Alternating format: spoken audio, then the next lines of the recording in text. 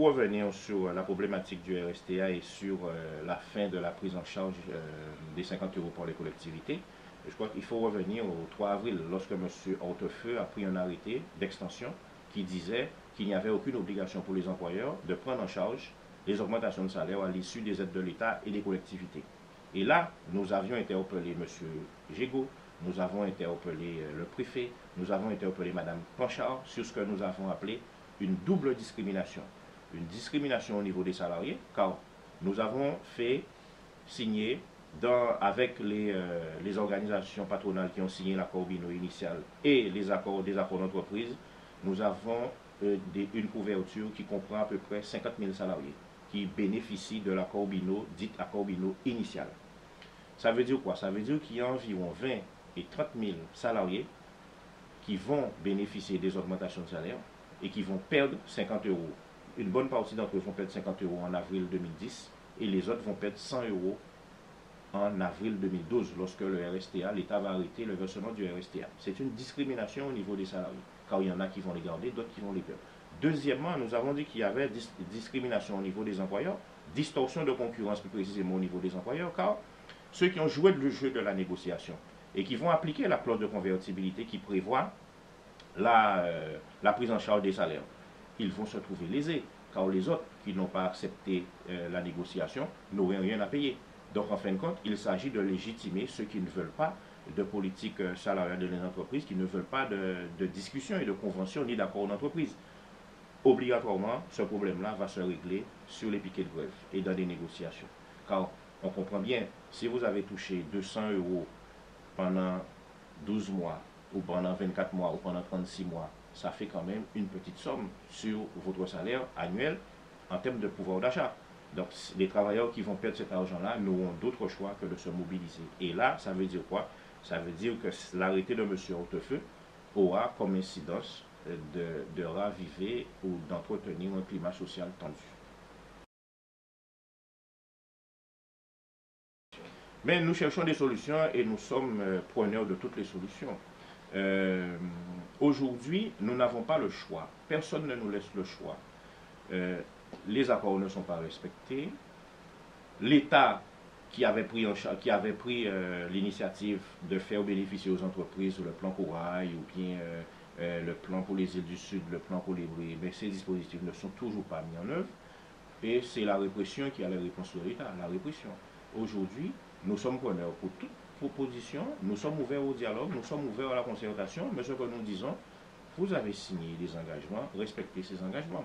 Nous avons appris très récemment que le point 11 de l'accord Bino va commencer à se mettre en branle, c'est-à-dire ouvrir des négociations collectives pour des accords de branche ou des accords ou des conventions collectives dans toutes les branches professionnelles en Guadeloupe. Ça, c'est une avancée notable. Et nous attendons de pied ferme l'ouverture de ces négociations pour travailler, et avec l'ensemble des organisations patronales. Mais nous disons très clairement aussi que notre position sur l'avenir de la Guadeloupe, c'est faire de ce pays-là une terre de construction et de production.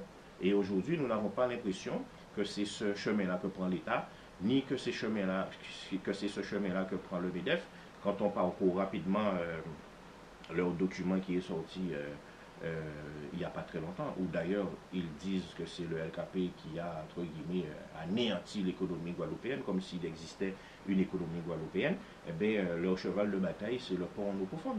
Faire en sorte que la Guadeloupe devienne une plaque tournante du commerce mondial, et la disparition des terres agricoles et la disparition de la production agricole, et mettre aux mains des importateurs-distributeurs notre économie, qui sera dorénavant basée sur l'import-distribution. Et ce n'est pas pour rien, à notre sens, que M. Ayotte donne, enfin, une petite monnaie à l'université, 150 000 €, c'est vraiment des clopinettes. Pourquoi? Pour financer un diplôme dans la grande distribution.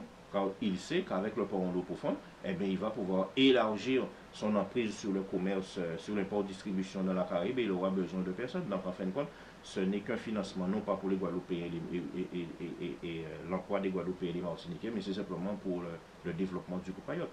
Et aujourd'hui, nous sommes ouverts au dialogue, mais nous sommes surtout d'accord pour débattre du vrai développement économique de la Guadeloupe, de la production, et non pas continuer à se cacher derrière des formules magiques de défiscalisation, d'exonération qui permettent à certains de s'en mettre plein les poches depuis tantôt et qui n'œuvrent en rien pour le développement de la Guadeloupe. Je prends deux exemples que je prends peut-être souvent. L'industrie sucrière. Aujourd'hui, 90% de la production de sucre est récupérée par les actionnaires, par les multinationales qui sont actionnaires de Gardel, et ce sucre-là, on ne le revoit jamais, sauf quand ils nous le revendent. Or, ce sucre-là, il est planté en Guadeloupe, produit en Guadeloupe. Il y a quand même quelque chose qui n'est pas normal. L'industrie hôtelière. Même si aujourd'hui on voit qu'il y a des publicités qui sont faites par l'office, enfin, pas l'office, enfin, la formule actuelle de l'office du tourisme, le comité des îles de Guadeloupe, pour dire que le tourisme intervient aussi dans la production locale. Je crois qu'il faut aller plus loin. La vérité, c'est quoi? La vérité, c'est que dans la quasi-totalité des hôtels, ce ne sont pas des produits guadeloupéens qu'on retrouve. Les formules qui sont vendues dans les agences de voyage en France, ce ne sont pas des formules qui font bénéficier aux Guadeloupéens des retombées. Et aujourd'hui, si on veut véritablement aller vers un développement en Guadeloupe, il faut que prioritairement ce développement-là concerne des Guadeloupéens, fasse vivre des Guadeloupéens et que les richesses qui sortent de ces activités-là restent en Guadeloupe pour le développement de la Guadeloupe. Or, aujourd'hui, la quasi-totalité des richesses qui sortent de ces secteurs-là repartent à l'étranger et ne contribuent pas au développement de la Guadeloupe. Eh bien, aujourd'hui, nous n'avons pas de solution magique. Nous devons tous nous mettre ensemble pour trouver ce que nous voulons faire de ce pays-là. C'est pour ça que dès le départ, nous avons dit qu'il ne s'agit pas de mettre 3 ou 4 personnes dans un bureau et d'élaborer un projet de société et de dire venez avec nous, voilà ce qu'on va faire. Il faut arriver à faire en sorte qu'on établisse, oui, un véritable schéma de société, mais avec tous les Guadeloupéens, pour que nous puissions décider ensemble ce dont nous avons besoin.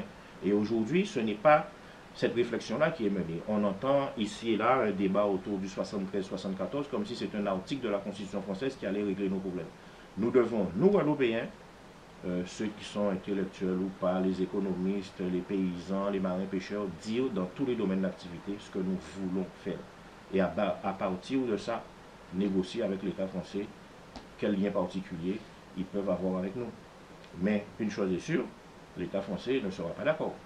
Et c'est pour ça que nous disons que plus que jamais, c'est le mouvement de masse qui doit déterminer en force ce que nous voulons faire de ce pays-là. Que ce soit dans le domaine de l'éducation, de la santé, de la production.